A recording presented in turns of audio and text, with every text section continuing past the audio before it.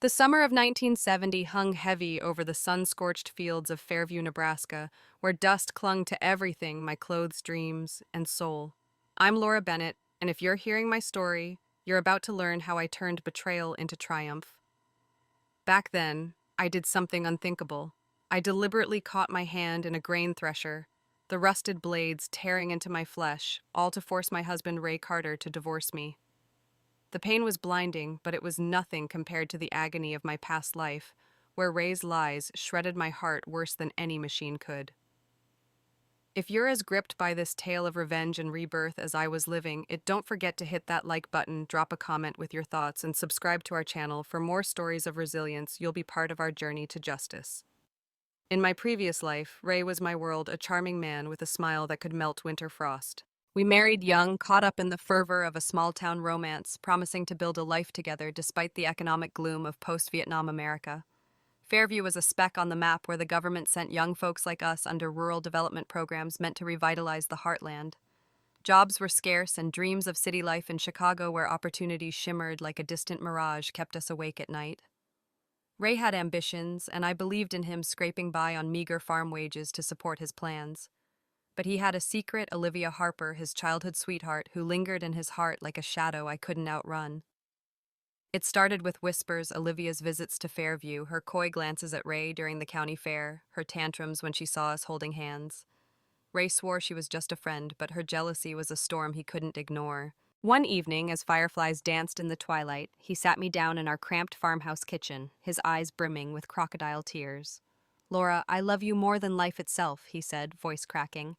But Olivia threatened to cut me off unless I proved my loyalty. "We need to fake a divorce, just a formality to calm her down. We'll remarry in a few months, I swear. I'll head to Chicago first, get a job in return for you." His words were honeyed, and I, naive and trusting, drank them in. I handed over my life savings, every penny I'd earned, picking fruit and mending fences, along with my mother's silver locket and father's old watch heirlooms, meant to fund our future. Ray promised to use them to secure a city job, a ticket out of Fairview's endless fields.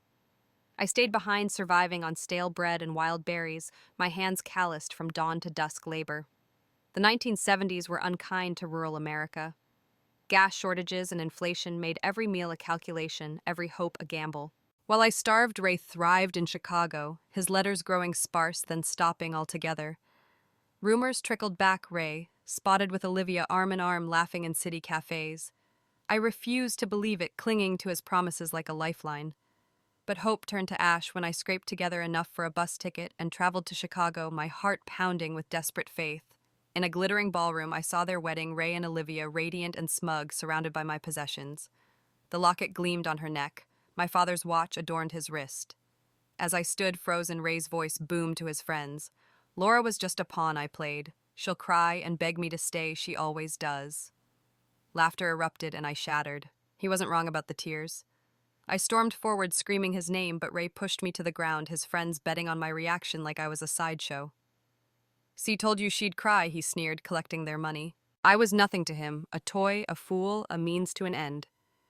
The betrayal carved a wound deeper than any physical pain, and as I lay there broken, I vowed that if I ever got a second chance, I'd make him pay. That vow became my anchor fire and reason to keep breathing. Back in Fairview, my injured hand, worsened by neglect, led to infection, then amputation, trapping me in a cycle of poverty and pity.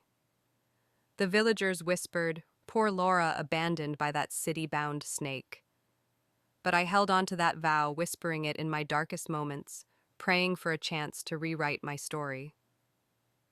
Now reborn in 1970, standing in the thresher's shadow with blood dripping from my hand, I felt that vow ignite. This wasn't just about divorce. It was about reclaiming my life, my dignity, my future. Ray thought he could play me again, but I held the cards this time. As I staggered toward the courthouse, the pain in my hand was a reminder of what I'd endured and what I'd never endure again.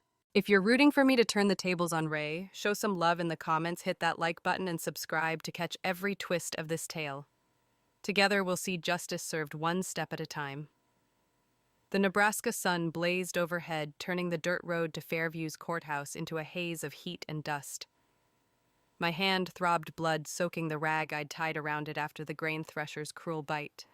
The pain was real, but so was the miracle Laura Bennett was reborn, yanked back to the summer of 1970, the day that had sealed my doom in my past life.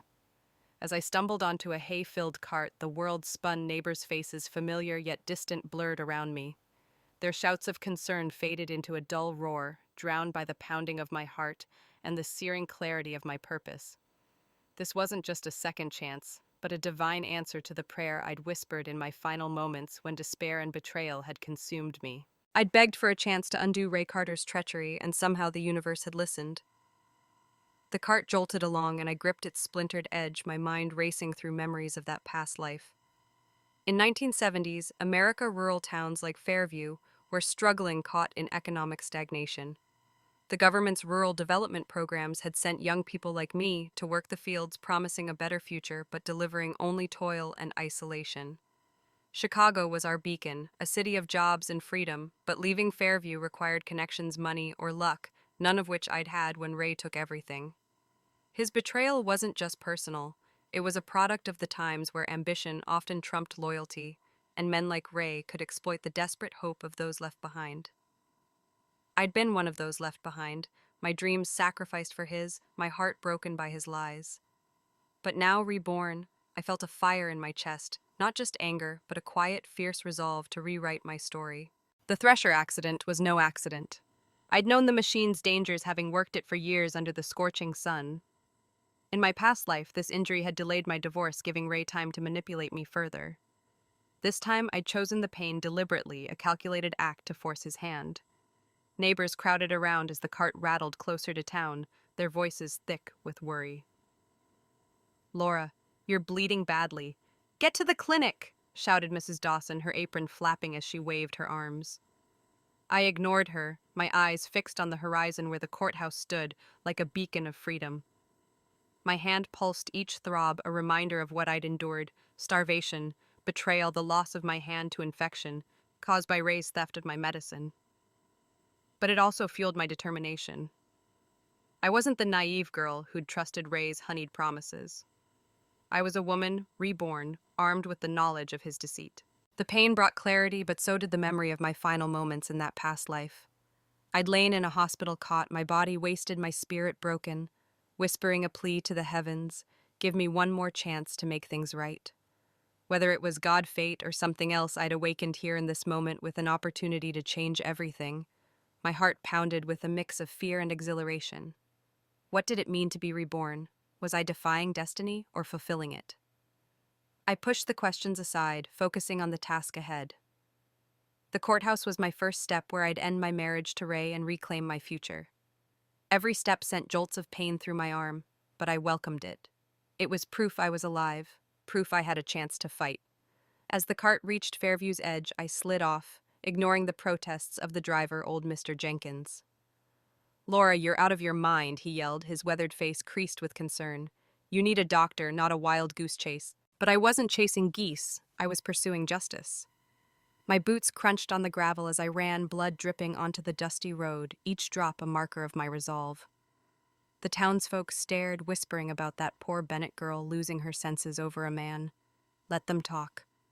They didn't know the weight of my past life, the years of hunger and humiliation, the sting of Ray's laughter as he married Olivia Harper with my stolen dreams.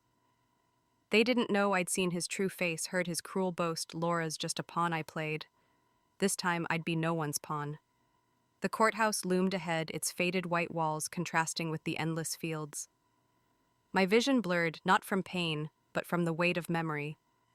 Ray's false tears, Olivia's smug smile, the Chicago ballroom where my world collapsed. I stumbled, catching myself against a fence post, my breath ragged. In my past life, I'd waited for Ray, believing his lies, only to find betrayal. Now I was rewriting the script. I'd divorce him before he could spin his web of deceit. I'd take back my money, my dignity, my life. And I'd find Ethan Brooks, the man I'd foolishly rejected, whose quiet love had been my missed salvation. As I pushed forward, the pain in my hand became a rhythm, a heartbeat of defiance. This was my second chance, and I'd make Ray regret ever crossing me. The Nebraska sun dipped low, casting long shadows over Fairview's endless fields. As I trudged toward the county courthouse, my hand throbbing beneath a blood-soaked rag. The summer of 1970 was a time of scarcity with gas shortages and inflation squeezing rural towns like ours into a vice of desperation. Young people like me, sent to places like Fairview under government programs to bolster the heartland after Vietnam, dreamed of escaping to cities like Chicago, where factories and offices promised a better life. But escape required resources, money connections, or sheer cunning, and in my past life I'd given all I had to Ray Carter, my husband, believing his lies. Now reborn on this pivotal day, I carried the weight of those memories, each a sharp reminder of why I had to outmaneuver him. In that previous life, Ray's betrayal began with a scheme as cruel as it was calculated. Olivia Harper, his childhood sweetheart, had returned to Fairview that spring, her city polish starkly contrasting our dusty existence. She'd always hovered at the edges of our marriage, her laughter too familiar, her glances too lingering. At the county fair, under strings of flickering lights, she'd caught Ray and me sharing a rare moment of joy, our hands clasped as we shared a candied apple. Her face darkened, and later Ray told me she'd thrown a fit, threatening to cut him off unless he proved his devotion. "It's just a fake divorce, Laura," he'd said, his voice soft as honey, sitting across from me at our wobbly kitchen table, a piece of paper to keep Olivia happy. "We'll remarry in 3 months, I promise. You're my heart." His eyes glistened with feigned sincerity, and I, blinded by love, believed him. That belief cost me everything. To fund Ray's supposed plan to secure a job in Chicago, I gave him my savings, every dollar earned from back-breaking harvest work, every cent scrimped from skipping meals. I handed over my mother's silver locket, its delicate filigree a relic of better days, and my father's pocket watch, its ticking a reminder of his pride in me. Ray said these will help me make connections, pocketing them with a grin. "I'll go first, set things up, then come back for you." I stayed in Fairview, surviving on wilted greens and stale cornbread, my faith in him unwavering despite neighbors' whispers. "Ray's gone city-bound," they'd say, shaking their heads, "left poor Laura behind." I refused to listen, clinging to his promises like a lifeline in a storm. Months passed, and Ray's letters dwindled to nothing. Rumors grew, sightings of him in Chicago, arm in arm with Olivia, dining in places I'd never see. Desperate, I scraped together bus fare, my body frail from hunger, and traveled to the city. The sight that greeted me shattered my world. Ray and Olivia's wedding, a lavish affair in a gilded ballroom with my locket gleaming on her neck and my father's watch on his wrist. Guests toasted their love, oblivious to the theft that funded it. I stood at the edge, invisible, as Ray boasted to his friends, "Laura's my pawn. She'll cry and beg, but I'm done with her." His laughter was a knife twisting deeper when he saw me and pushed me to the ground, his friends betting on my tears. That moment broke me, but it also planted a seed of defiance, one that bloomed now in this reborn life. The memory of that betrayal fueled my steps as I neared the courthouse. I wasn't just divorcing Ray, I was dismantling his game. In my past life, the Thresher injury had delayed our divorce, giving Ray time to manipulate me further, to drain me dry before vanishing. I'd struck first this time, using the injury to force his hand, knowing he'd leap at the chance to appease Olivia. But I wasn't the fool he remembered. I saw Olivia's role clearly now. She wasn't just a jealous friend. She was a schemer, craving the status of a city wife, using Ray's ambition to secure her future. Her tantrums were calculated, her tears a weapon, and Ray, weak and greedy, had played along, sacrificing me for her promises. This time I'd beat them both at their own game, reclaiming my life before they could steal it again. My heart pounded as I pushed through the pain, the courthouse's white walls looming closer. I wasn't just running from Ray. I was running toward a future I'd lost, toward Ethan Brooks, the man I'd rejected, whose quiet love had been my missed salvation. The 1970s had trapped us all in Fairview's dust, but I was done being a victim of its hardships. This divorce was my first step to freedom, and I'd take it with every ounce of strength I had left. The Fairview courthouse stood like a weathered sentinel at the edge of town, its paint peeling under the relentless Nebraska sun. My boots crunched on the gravel path, each step sending jolts of pain through my mangled hand, wrapped in a rag, now stiff with blood. It was the summer of 1970 when rural America clung to fading hopes, with young folks like me toiling under government mandates to rebuild the heartland. Chicago's promise of jobs and freedom felt a world away, but I was reborn to seize that promise, armed with the bitter lessons of my past life. My soon-to-be ex-husband, Ray Carter, thought he held all the cards, but I'd turn his game against him today. Inside the courthouse, the air was thick with the smell of old paper and linoleum polish. Ray stood at the clerk's desk, his broad shoulders slouched in that familiar mix of charm and impatience. His sandy hair caught the dim light, and for a moment I remembered why I'd fallen for him before his lies tore us apart. When he saw me, his eyes widened at the sight of my bloodied hand, but the shock quickly melted into a scowl.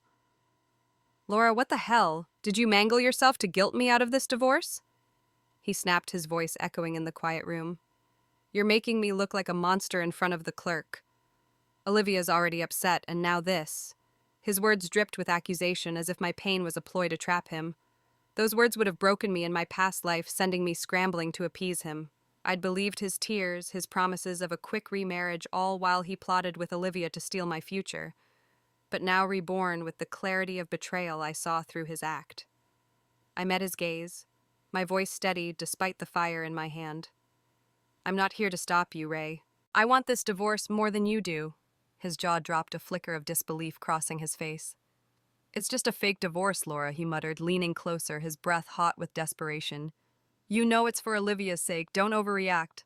The clerk, a gray-haired woman with a pinched expression, glanced between us, her pen hovering over the divorce papers. I laughed, a cold, sharp sound that startled even me. "Fake for you. For me, it's real." I grabbed the pen, ignoring the pain shooting up my arm, and signed my name with a flourish, Laura Bennett, reclaiming my maiden name, identity, and life. Ray's face flushed red, his hands clenching. "You're being ridiculous," he hissed. "Olivia's just upset about the fair. We'll be back together in no time." But I saw the truth in his eyes, a glint of panic, as if he sensed his control slipping. Olivia's tantrum at the county fair, her demand for a divorce, wasn't just jealousy. It was her bid to secure Ray as her ticket to a glamorous city life. And Ray, ever the opportunist, had played along, thinking he could keep me on a leash. As the clerk stamped the papers finalizing our divorce, a weight lifted from my chest. In my past life, this moment had been delayed by my injury, giving Ray time to drain my savings and vanish with Olivia. I'd spent months in Fairview, starving and alone, while they paraded in Chicago, my possessions adorning their new life. The memory of their wedding, my locket on her neck, my father's watch on his wrist, burned in my mind, but also steeled my resolve. I turned to leave, but Ray grabbed my arm, his grip tight. "Laura, don't walk away like this. You know you're still my wife in spirit." His voice, a manipulator's ploy, was softer now, but I shook him off. "We're done, Ray," I said, my voice calm but unyielding. "You made your choice. Now live with it." His eyes narrowed, but I didn't wait for his reply. I pushed through the courthouse doors, the summer heat hitting me like a wave. My hand throbbed, but my heart felt lighter than it had in years. This wasn't just a divorce. It was a declaration of war. I'd been reborn to rewrite my story, and Ray would learn what it meant to cross me. As I stepped into the street, my thoughts turned to Ethan Brooks, the man I'd rejected in my youth, whose quiet love had waded through my mistakes. He was my next step, my bridge to Chicago, and the key to a future Ray could never touch. The pain in my hand pulsed, a reminder of the cost of this moment and my power. In the 1970s, Fairview, where every dream was hard-won, I was no longer the naive girl who'd trusted Ray's lies. I was Laura Bennett, reborn, ready to fight for the life I deserved. The Nebraska dusk painted the sky in hues of amber and violet as I limped out of the Fairview courthouse, the divorce papers tucked under my arm, my hand throbbing beneath its bloodied rag. The summer of 1970 was unforgiving, with Fairview's fields wilting under a relentless sun, mirroring the economic drought that gripped rural America. Post-Vietnam towns like ours were filled with young people like me, sent to toil under government programs meant to revive the heartland, but often leaving us trapped in cycles of poverty. Chicago loomed in my mind, a city of promise where jobs and freedom beckoned. But in my past life, Ray Carter had stolen that dream, leaving me broken and alone. Now reborn on this pivotal day, I was free of him, and my next step was clear. Find Ethan Brooks, the man I'd once rejected, whose quiet love might be my salvation. I stumbled toward Fairview's general store, its faded sign creaking in the evening breeze. The store was a hub of gossip and necessities, its shelves sparse due to inflation and supply shortages that plagued the 1970s. My hand ached, blood seeping through the rag, but the pain was a distant hum compared to the hope stirring in my chest. Inside, the clerk, a wiry man named Tom, raised an eyebrow at my disheveled state. "Laura, you need a doctor," he said, gesturing to my hand. I shook my head, my voice hoarse but firm. I need the phone. He pointed to a battered rotary phone behind the counter, and I fumbled with the receiver, my uninjured hand trembling as I dialed a number etched in my memory from a life lost to Ray's betrayal. Ethan Brooks. The name alone conjured a flood of regret. Our families had promised us to each other as children, a small-town tradition that felt suffocating in my youth. Ethan was steady and kind, with eyes that held a quiet strength, but I'd chafed at the teasing from neighbors, the whispers of Laura and Ethan forever and always. When I was sent to Fairview under the rural program, Ethan, an only child with a government job, stayed behind. He'd offered marriage then to keep me from the fields, but I'd spurned him, dazzled by Ray's charm. In my past life, that choice haunted me. After Ray's betrayal, I'd learned Ethan had loved me silently, wading through my mistakes. When I'd finally sought him, he vanished on a confidential assignment. Now reborn, I had a chance to right that wrong. The phone rang each trill, a pulse of hope and fear. My breath caught when Ethan's voice came through, warm and familiar. "Laura," he said, concern lacing his tone. I swallowed the words, spilling out. "Ethan, I've divorced Ray. Does our engagement still stand?" The pause was agonizing, but his reply was instant, unwavering. "Always, Laura. I'm in Chicago working on a defense contract. I'll get you back here, I promise." Tears pricked my eyes, not from pain, but from relief. Ethan wasn't just a lifeline. He was a man who'd waited for me, whose loyalty starkly contrasted with Ray's deceit. "Thank you," I whispered, my voice breaking. "I'll do whatever it takes," he said. "You're my fiancé now. We'll build a life together." Hanging up, I leaned against the counter, the weight of my past life pressing down. In that life, Ray had used my savings to flee to Chicago with Olivia Harper, his childhood sweetheart, whose manipulative tears had orchestrated our fake divorce. Her jealousy wasn't love. It was a calculated bid for status, wanting Ray as her ticket to a city life of glamour. I'd been naive, giving Ray everything, my money, heirlooms, my trust, only to be left starving in Fairview, surviving on scraps while he lived lavishly. The memory of their wedding, my possessions adorning them, still burned. But Ethan's voice had kindled something new, a belief that I could reclaim my future. As Tom handed me a clean rag for my hand, I felt a flicker of who I used to be, a girl with dreams, not just a victim of Ray's lies. I stepped outside, the night air cool against my fevered skin. My hand needed treatment, but my heart needed Ethan. In the 1970s, in Fairview, where every day was a fight for survival, I chose to fight for myself. Ethan was my bridge to Chicago, but more than that, he was my chance to heal the wounds of a life stolen. I headed toward the clinic, my steps lighter, knowing I'd taken the first step toward a new beginning. The Fairview Clinic was a squat brick building, its fluorescent lights buzzing as I sat on a cracked vinyl chair, my hand cradled in my lap. With gentle hands, the nurse, a young woman named Sally, cleaned the wound from the grain thresher, her brow furrowed. "It's not deep, Laura, just a lot of surface damage. Keep it clean and it'll heal fine." Her words were a relief, but they echoed the past life I was reborn to escape, where this same injury had spiraled into a nightmare. In the summer of 1970, rural Nebraska was a crucible of hardship, with young people like me sent to work the fields under government programs meant to rebuild America's heartland. Inflation and gas shortages made every necessity a luxury, and dreams of Chicago's bustling streets felt like a cruel mirage. As Sally bandaged my hand, I let my mind drift, confronting the mistakes that had led me here and the resolve to never repeat them. In my past life, this injury had been my undoing. Ray Carter, my ex-husband, had orchestrated a fake divorce to appease his childhood sweetheart, Olivia Harper, promising we'd remarry soon. I'd given him my savings and family heirlooms, my mother's locket, my father's watch, to fund his supposed job hunt in Chicago. He left me in Fairview, where I survived on wild greens and cornbread, my faith in him unshaken despite the villagers' pitying glances. But Ray never returned. Instead, he used my resources to marry Olivia in a lavish Chicago ceremony, my possessions displayed like trophies. When I confronted him, broken and starving, he laughed, his friends betting on my tears. He'd said that Laura's just a pawn shoving me to the ground. That betrayal was cruel, but the injury's aftermath was worse. The clinic in my past life had given me medicine, but Ray stole it, giving it to Olivia for a minor scratch she'd played up for attention. Olivia, I now understood, wasn't just jealous. She was a schemer, using Ray's ambition to secure her place as a city wife, her tears a weapon to control him. Without proper treatment, my hand's wound festered, leading to infection and eventually amputation at the county hospital. The loss of my hand trapped me in Fairview, where I toiled for meager wages, each task a struggle with one hand. Villagers whispered, "Poor Laura, abandoned by that snake Ray." I worked from dawn to dusk, my body aching, my spirit eroding under their pity and my fading hope. The 1970s rural programs demanded relentless labor, and with one hand I was slower, weaker, a target for scorn. Yet I clung to the belief that Ray would return, a delusion that shattered when I saw his wedding to Olivia, my locket gleaming on her neck. Sitting in the clinic now, the memory of that loss stirred a quiet rage. I'd been naive, trusting Ray's lies, ignoring Ethan Brooks, the man who'd loved me since childhood. Our families had arranged our engagement, but I'd rejected him, resenting the small-town teasing and drawn to Ray's flashy promises. With his steady gaze and quiet strength, Ethan offered marriage to spare me Fairview's fields, but I'd refused, chasing a dream that became a nightmare. In my past life, when I'd finally sought Ethan's help, he vanished on a government assignment.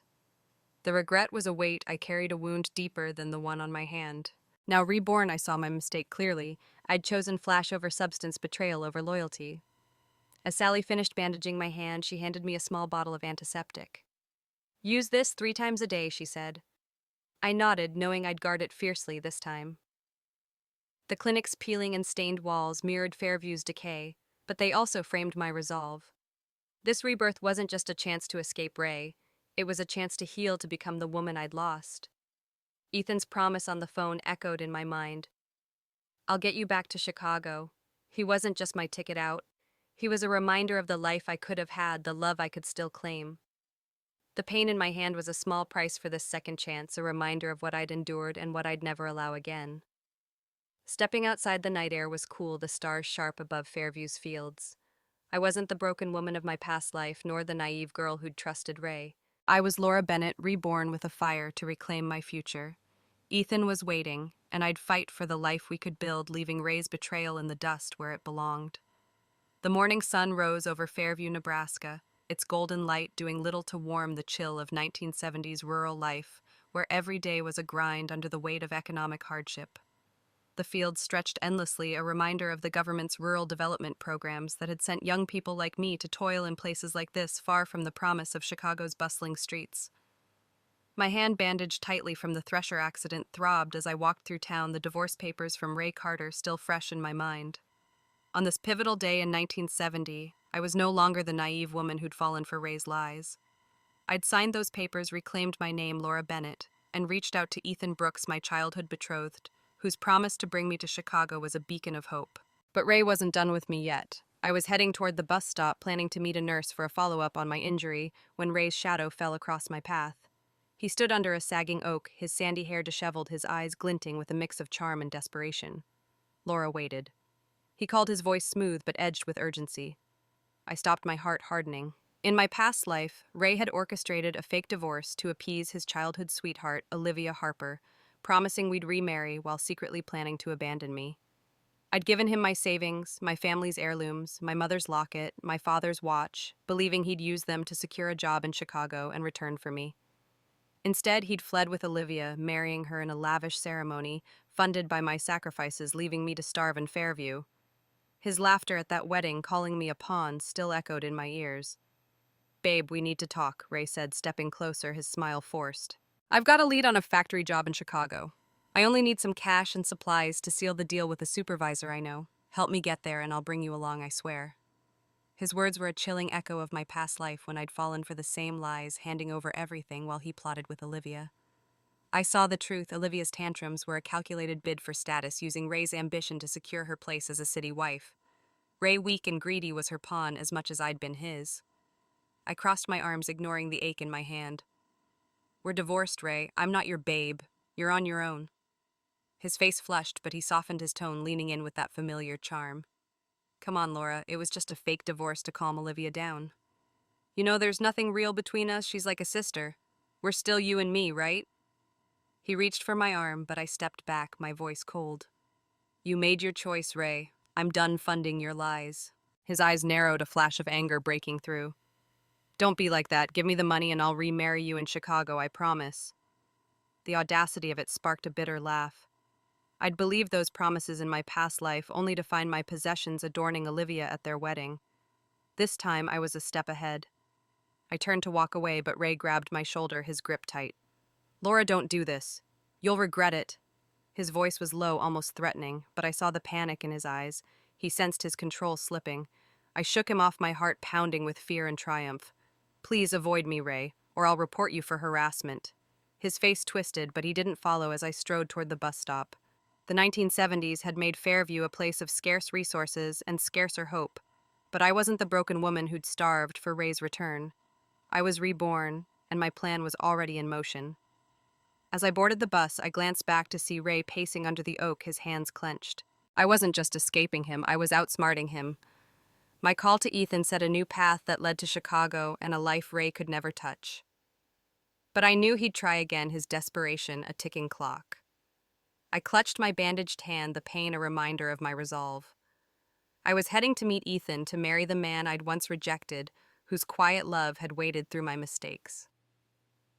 The bus rumbled toward the county seat, and with every mile I felt the weight of my past life lift.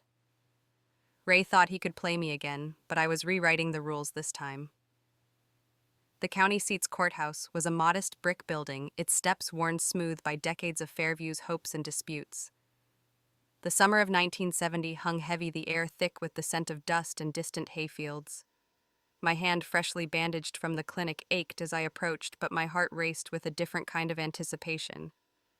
I'd divorced Ray Carter, cutting the ties that had bound me to his betrayal in my past life. Now reborn, I was here to marry Ethan Brooks, the man I'd foolishly spurned years ago, whose steady love was my chance at redemption. In 1970s rural Nebraska, where economic hardship and government programs trapped young people like me in endless toil, this marriage was more than a vow. It was my bridge to Chicago, to a life reclaimed from Ray's lies. Ethan stood outside the courthouse, his tall frame silhouetted against the fading light. His dark hair was neatly combed, his eyes warm but steady, contrasting with Ray's flashy charm. He wore a simple suit, the kind a government worker might afford despite the era's inflation, and his presence calmed the storm in my chest. Our families had betrothed us as children, a small-town tradition I'd resented, dodging the teasing of neighbors who sang Laura and Ethan sitting in a tree. When I was sent to Fairview under the Rural Development Program, Ethan, exempt due to his defense job, had offered marriage to keep me from the fields. I'd refused, blinded by Ray's promises, a choice that led to years of betrayal and loss. Now, seeing Ethan, I felt a pang of regret and a surge of gratitude for this second chance. "Laura," he said, his voice soft as he took my uninjured hand, his touch gentle but firm. "You're sure about this?" His eyes searched mine, not with doubt, but with a quiet intensity, as if he'd waited years for this moment. In my past life, I'd learned too late that Ethan had loved me silently, staying single while I suffered under Ray's deceit. When I'd sought him after Ray's betrayal, he was gone, lost to a confidential assignment. Now reborn, I saw the depth of his loyalty. I'm sure I said, my voice steady despite the tears threatening to spill. "I was wrong to push you away before. I want this us." His smile was slight but genuine, a flicker of joy in his reserved demeanor. We entered the courthouse, and the clerk, a kind woman with wire-rimmed glasses, handed us the marriage forms. Ethan's hand brushed mine as we signed, and he spoke softly. "I've waited for you, Laura. All those years I focused on my work defense contracts, long hours at the base. But you were always there in the back of my mind." His words hit like a wave, washing away the lingering pain of Ray's betrayal. In my past life, Ray had used my savings and heirlooms to fund his escape with Olivia Harper, whose manipulative tears were a bid for a glamorous city life. Her jealousy had sparked the fake divorce, but Ray's weakness let her wield him like a tool. Now, Ethan's quiet strength was a stark contrast, a promise of trust I'd never known with Ray. The clerk handed us our marriage certificate, 2 crisp booklets that felt like lifelines. "Congratulations, Mr. and Mrs. Brooks," she said, smiling. I looked at Ethan, my heart swelling. "Comrade Laura," he said, a playful nod to the era's formalities. "I'm your husband now. I've already submitted a request to my organization to get you to Chicago. We'll be together soon." His words were a vow of love and action, grounded in his role at a defense base, a job that carried weight when government work was a rare ticket out of rural poverty. I nodded, my throat tight with emotion. In my past life, I'd thought of Ethan, in my darkest moments, regretting my rejection. Standing beside him, I felt the pieces of my broken self coming together. As we stepped outside, the Nebraska sky was a canvas of stars, starkly contrasting with Fairview's hardships. Ethan squeezed my hand, his touch a reminder of the future we'd build. Ray's lies had stolen my past life, but this marriage was my defiance, my reclaiming of hope. I wasn't just escaping Fairview's fields. I was choosing a man who'd waited for me, who saw me as more than a pawn. The pain in my hand faded against the warmth of Ethan's presence, and I knew this was the start of a life Ray could never touch. Chicago waited, and with Ethan by my side, I was ready to claim it. The Fairview town square buzzed with tension under the harsh Nebraska sun, its cracked pavement a testament to the economic strain of 1970. Rural America was a patchwork of fading dreams, with young people like me bound to the fields by government programs meant to rebuild the heartland after Vietnam's shadow. Inflation and gas shortages made every hope hard-won, and Chicago's promise of jobs and freedom felt like a distant star. I stood among the crowd of farmers and youth, my bandaged hand throbbing from the thresher accident, my heart pounding with anticipation. I'd divorced Ray Carter, married Ethan Brooks, and now awaited the mayor's announcement of those approved to return to the city, a selective program for a fortunate few. Reborn on this pivotal day, I was no longer the naive Laura Bennett who'd fallen for Ray's lies. I was a woman fighting for her future. The mayor, a stout man with a weathered hat, climbed onto a makeshift platform, clutching a list. His voice boomed over the crowd. The first group returning to Chicago includes Laura Brooks. My breath caught relief, flooding me like a cool stream. Ethan's promise, backed by his government job, had come through. But before I could savor it, Ray's voice cut through the murmurs, sharp and furious. "That's my spot," he shouted, shoving through the crowd, his sandy hair wild, his eyes bloodshot. "I paid for it." Laura bribed her way in. His accusation hit like a slap, stirring the crowd into a frenzy of whispers. "She bought her way out," muttered a farmer, his brow furrowed. "That ain't right," said another, their eyes cold with judgment. In my past life, Ray's betrayal had left me isolated, and my savings and heirlooms were stolen to fund his escape with Olivia Harper, his childhood sweetheart. Her manipulative tears had sparked our fake divorce, a ploy to secure her status as a city wife, and Ray had played along, abandoning me to starve in Fairview. I'd faced the same crowd's pity, then their whispers of poor Laura, cutting deeper than Ray's laughter at their Chicago wedding. Now reborn, I felt the sting of their suspicion, but I refused to crumble. "I earned this fairly," I said, my voice steady, despite the fire in my chest. My husband Ethan submitted a request through his government work. "No bribes, just truth," Ray sneered, stepping closer. "You, with a city husband. You're lying, Laura. You stole my chance." The crowd's murmurs grew louder, their doubt a weight on my shoulders. I thought of my past life, when Ray's lies had cost me everything, my money, my hand, my dignity. He'd used my mother's locket and father's watch to win Olivia, mocking me as a pawn, while his friends bet on my tears. The memory fueled my resolve, but the crowd's judgment echoed my old isolation, threatening to pull me under. Ray seized the moment, his voice rising. "She's cheating the system. I paid a foreman, gave gifts, sugar cash, everything. That quota's mine." His desperation was palpable, but so was his deceit. I knew his gifts were my stolen savings, and his plan was a fraud built on my sacrifice. I clenched my fists, the pain in my hand grounding me. I said, "You used my money, Ray," loud enough for the crowd to hear. "You took my savings, my family's heirlooms, and gave them to Olivia. You don't get to claim a spot built on theft." The crowd shifted, some nodding, others still skeptical. A woman in a faded apron whispered, "Is that true? Did Ray rob her?" The mayor adjusted his glasses, frowning at Ray. "Laura's return is through her husband's request, not bribes." "Calm down, Carter." But Ray's face twisted, his voice a hiss. "You'll pay for this, Laura. Can you outsmart me?" His threat sent a chill through me, but I stood tall, my heart bolstered by Ethan's promise and my rebirth. The square felt like a battlefield, Fairview's hardships amplifying the stakes. In 1970, a city return was a rare escape from rural toil, and Ray's accusations tapped into the crowd's fears of unfairness. But I wasn't the broken woman of my past life alone and pitied. I was Laura Brooks, reborn with a truth stronger than Ray's lies. As the crowd's whispers grew, I braced for what came next, knowing Ethan's arrival could turn the tide. Ray's desperation was a ticking bomb, but I was ready to fight for the future I'd reclaimed. The Fairview town square pulsed with restless energy, the Nebraska sun blazing down on a crowd simmering with doubt and accusation.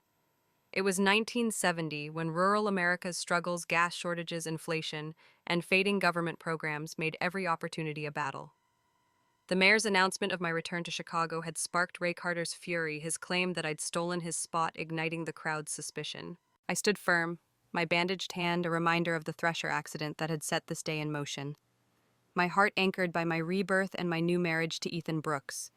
Reborn from a past life of betrayal, I was no longer Laura Bennett Ray's pawn, but Laura Brooks, fighting for a future in Chicago's promise of freedom. Ray loomed before me, his face red with rage. "Laura's lying," he shouted, pointing at me. "She bribed her way to the city using a fake husband to cheat the system." The crowd's murmurs grew sharper, their eyes narrowing. "If she can buy a spot, what's stopping others?" A farmer muttered. "It's unfair," another said, their judgment echoing the isolation I'd faced in my past life. Then Ray had stolen my savings and heirlooms, my mother's locket, my father's watch, to fund his escape with Olivia Harper, his childhood sweetheart whose manipulative tears had orchestrated our fake divorce. Her goal was status, a city life she thought Ray could deliver. His betrayal had left me starving in Fairview, my hand lost to infection from stolen medicine while he laughed at my pain in Chicago. Now his accusations threatened to unravel my second chance. Before I could respond, a deep voice cut through the chaos. "Who's slandering my wife?" Ethan Brooks stepped into the square, his tall frame commanding attention, his government badge glinting in the sunlight. His dark hair was neat, his eyes fierce and protective. The crowd parted, their whispers fading. Ethan's presence was a lifeline, his role in a confidential defense project carrying weight in a town where government jobs were rare. He strode to my side, his hand resting gently on my shoulder. "Laura, you okay?" he asked, his concern softening the tension in my chest. I nodded, my voice catching. "I'm fine, Ethan, just tired of his lies." The crowd watched, their skepticism wavering. Ethan faced Ray, his voice steady but stern. "You're accusing my wife of cheating the system. Slandering a government worker's spouse is a serious offense, Carter." Ray flinched, his bravado faltering. Ethan pulled out our marriage certificate and its crisp pages, intrinsically contrast with Ray's deceit. "Laura and I were betrothed as kids, arranged by our families. She chose you once, Ray, but you failed her. When I heard she'd divorced you, I proposed again, and she accepted. Her return to Chicago is legitimate, approved through my defense contract." He opened the certificate, showing our names and the date yesterday, the same day I'd left Ray. The crowd leaned in, some nodding, others murmuring in surprise. I seized the moment, my voice clear, despite the pain in my hand. "Ray took everything, my savings, my mother's locket, my father's watch, to bribe his way to Chicago with Olivia. He lied about our divorce, called it fake, to keep me waiting while he married her. I earned my return not with bribes, but with truth." The crowd's mood shifted, a woman in a faded dress whispering, "He stole from her." A man nodded. "It sounds like Carter's the cheat." Ethan squeezed my shoulder, his eyes proud. He said, "I've worked at the missile base for years, and every move I make is documented. If you doubt us, check the records. Laura and I have nothing to hide." Ray's face paled, his hands trembling. You're married on the same day we divorced," he stammered, clutching at straws. "That proves she cheated." Ethan's gaze hardened. "Laura rejected me once for you, Carter. I stayed single, built my career, and waited. Our marriage is legal and our love is real. You don't get to twist that." His words were a balm healing the wounds of Ray's betrayal. In my past life, I'd regretted spurning Ethan, learning too late of his loyalty. His stand was my vindication, his presence a shield against the crowd's doubt. The mayor stepped forward, his voice firm. "Laura's return is approved through her husband's request, not bribes enough of this, Carter." The crowd's whispers turned supportive, a farmer saying, "Good for Laura getting out." Ray's eyes darted, his desperation raw, but he was cornered. In the 1970s, Fairview, where every chance at a city life was a lifeline, Ethan's truth had turned the tide. I felt the weight of my past life lift the pain of Ray's laughter and Olivia's theft fading against Ethan's strength. As the square quieted, I knew this was my triumph, a step toward Chicago and a life Ray could never touch. The Fairview town square was a cauldron of tension, the Nebraska sun baking the cracked pavement as the crowd's murmurs ebbed and flowed. In the summer of 1970, rural America grappled with post-Vietnam economic woes, gas shortages, inflation, and fading government programs that had sent young people like me to toil in fields far from Chicago's promise. My bandaged hand, still tender from the thresher accident, was a faint ache compared to the fire in my chest. Reborn on this pivotal day, I'd divorced Ray Carter, married Ethan Brooks, and faced down Ray's accusations that I'd stolen his city return spot. Backed by his government badge and our marriage certificate, Ethan's defense had swayed the crowd, but Ray wasn't done fighting. As I stood beside Ethan, the air crackled with the weight of truth and lies colliding. Ray's face was a mask of desperation, his sandy hair plastered with sweat. "You think you've won, Laura?" He spat, his voice trembling. "I earned that Chicago spot I gave the foreman, my savings, sugar cash, everything." His lie was a twisted mirror of my past life where he'd stolen my savings and family heirlooms, my mother's locket, my father's watch, to bribe his way to the city with Olivia Harper. Olivia, his childhood sweetheart, had orchestrated our fake divorce with her manipulative tears craving the status of a city wife. I'd starved in Fairview while they celebrated my possessions adorning their wedding. Now, reborn, I saw my chance to unravel their scheme. Before I could respond, a new figure pushed through the crowd, Olivia herself, her city dress out of place among Fairview's faded overalls. Her blonde hair gleamed, her smile smug as she called out, "Ray, you ready? My folks are waiting in Chicago with a big dinner." Her voice was bright, but her eyes darted, calculating. She'd come to escort Ray, confident in his promised return, but she didn't know I'd turned the tables. I stepped forward, my voice clear. "Olivia, tell them how Ray got his medical exemption for Chicago. Tell them about the bribes, my money, my heirlooms." Her smile faltered, confusion flickering. Ray's face drained of color. "Laura, shut up," he hissed, but I pressed on. "You told me yourself, Olivia, at the general store last week. You bragged about Ray's fake heart condition, how he bribed Dr. Larson with my savings." The crowd gasped, heads turning to Olivia. Her cheeks flushed, but she recovered quickly, her voice sharp. "I didn't mean it like that, Ray, tell them." But Ray's panic exploded. He lunged at her, his hand striking her cheek with a crack that silenced the square. "You idiot," he roared. "I told you to keep quiet!" Olivia stumbled back, her hand to her face, shock giving way to fury. "You hit me."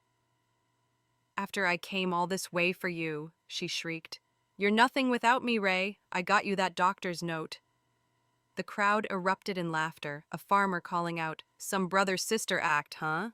Kissing 1 minute, slapping the next. In my past life, Ray had called Olivia his sister to mask their affair, but now their lies unraveled publicly. 2 men in suits, county officials, stepped forward, their faces stern. Comrade Carter once said, "We've investigated your medical exemption. There's no record of a heart condition. You bribed Dr. Larson with stolen goods and your exemption is invalid. You're barred from the city for 5 years. Ray froze, his eyes wild. Olivia's expression shifted to disgust. "You got caught?" she sneered, grabbing her bag. "You're useless, Ray. I'm done with you." She turned to leave, her heels clicking, abandoning the man she'd manipulated for her own gain. In my past life, her betrayal had been my ruin. Now it was Ray's. Ray dropped to his knees, clutching at the officials' coats. "Please, I'm sick. Give me another chance." His voice broke, but the officials were unmoved. "Come to the hospital for a real exam," one said coldly. "Lie again and you'll face worse." Ray's desperation peaked, his hands scrabbling for a box of matches on the ground. He shoved a handful into his mouth, chewing frantically, as if poison could fake his illness. The crowd gasped, the mayor shouting, "Stop him! That's red phosphorus, toxic!" People rushed forward, prying the matches from his mouth, but Ray's eyes locked on mine, blazing with hate. "You did this, Laura," he choked. I met his gaze, unflinching. "You did this to yourself, Ray. You stole my life. Now you've lost yours." The square was chaos, but my heart was calm. In the 1970s, Fairview, where every city return was a lifeline, Ray's downfall was justice. Ethan's hand found mine, his touch grounding me. The crowd's laughter and the officials' stern faces closed the chapter on Ray's lies. I was Laura Brooks reborn, and Chicago waited. Ray's despair was a mirror of my past life's pain, but I was free, ready to leave his shadow behind. The Chicago skyline shimmered against the dawn, its steel and glass contrasting with Fairview's dusty fields. It was late summer 1970, and I, Laura Brooks, stood on the platform of a bustling train station, Ethan's arm around me. My hand, healed from the thresher accident thanks to careful treatment, bore only faint scars, a quiet reminder of the rebirth that had brought me here. The 1970s were a time of change. America's cities pulsed with new opportunities. even as rural towns like Fairview struggled under economic strain and fading government programs. I'd escaped that struggle, leaving behind Ray Carter's betrayal for a life with Ethan, the man whose love had waded through my past mistakes. This was my new beginning, a triumph forged from the ashes of a life stolen. Ethan's family home in Chicago was a modest brownstone, its warmth a haven after Fairview's hardship. His parents, kind but reserved, welcomed me with a spread of pot roast and apple pie, a luxury after years of cornbread and wild greens. Ethan's defense job at a missile base had secured my return, a rare privilege in an era when rural youth fought for city quotas. As we settled in, he insisted on the best care for my hand, securing expensive ointments through his government contacts. Each night he applied them himself, his fingers gentle, his eyes full of care. "We'll make sure there's no trace of Fairview left," he said, smiling. Under his attention, my skin brightened, my frame filled out, and the calluses of rural toil softened. Chicago's vibrancy, music, crowds, and promise mirrored my renewal. One evening, as we sat by a window overlooking the city, I asked Ethan, "Why are you so good to me?" My voice trembled, the weight of my past life's regrets surfacing. In that life, Ray had stolen my savings and heirlooms, my mother's locket, my father's watch to fund his escape with Olivia Harper, whose manipulative tears had driven our fake divorce. Her ambition for a glamorous city life had used Ray as much as he'd used me, leaving me to starve while they celebrated. Ethan's love had been my missed salvation, and I'd sought him too late, finding him gone on a secret assignment. Now reborn, I needed to understand his unwavering devotion. Ethan blushed, his steady gaze softening. "Laura, I've loved you since we were kids. When you chose Ray, I stepped back but never stopped hoping. I threw myself into work, long nights at the base building a career, but you were always in my heart. The world opened up when you called saying you'd left Ray. I was set to transfer to a Northwest base alone, but you gave me a reason to stay to fight for us." His words broke something in me, tears spilling as I threw myself into his arms. We held each other tightly, and the city's hum was a backdrop to our shared future. In my past life, I'd lost everything to Ray's lies. Now Ethan's love was my anchor, proof that I deserved more than betrayal. Back in Fairview, Ray's fate was a shadow of my past suffering. Word reached us that his desperate act, eating matches to fake illness, had damaged his stomach, requiring surgery that left him frail. Barred from Chicago for 5 years, he sank into depression, abandoned by Olivia, who'd fled when his schemes collapsed. The villagers, once pitying me, now scorned him, their whispers turning to laughter at his downfall. "Serves him right," a farmer had said, according to a letter from Fairview's mayor. Having exposed his bribery, the officials ensured he faced local consequences, their role in his punishment tying up the town's judgment. Ray's despair was a mirror of the pain he'd inflicted on me, but it felt distant, insignificant against the life I was building. Chicago's 1970s energy, its rock concerts, its bustling streets, filled me with purpose. Ethan and I planned our future, his career thriving, my spirit reborn. The scars on my hand faded, as did the wounds of my past. Ray had taken everything once, but I'd taken it back this time. As Ethan and I walked hand in hand through the city, I knew my rebirth had delivered justice, love, and a life worth fighting for.